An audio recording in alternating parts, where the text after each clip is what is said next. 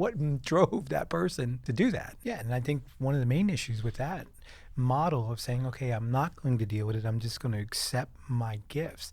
Maybe in an adult, that might be okay to a certain extent, but what about this young child, or that asymmetry can get wider and wider and wider. So by the time they do get to adulthood, we're not just talking about a learning disability anymore. We're not talking about dyslexia. We are probably talking about depression. We are talking about potentially suicide. And I'm in New York, and the first thing that happens to me this week while I'm in New York, yesterday, was I turned down 35th Street, West 35th, and there's a body laying in the floor, in the ground. Someone decided to jump off a building.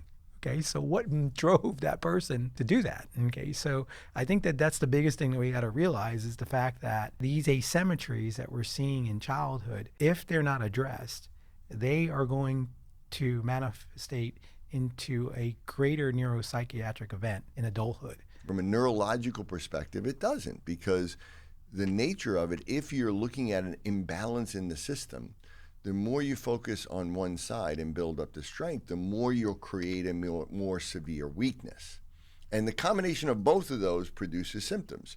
Too much activity or overactivity of certain networks on one side, combined with a deficiency on the other, is what all of these mental health and behavioral issues are. And we all have a little bit of an imbalance, but when there's too much of it, that's when it produces. And as you said, ADHD might be more of a mild version of that. If you look at the right brain dominant or left brain or that type 1 ADHD, that might be dyslexic, that might have a learning disability, that might have a little bit too much anxiety or too much sadness or too much guilt and shame.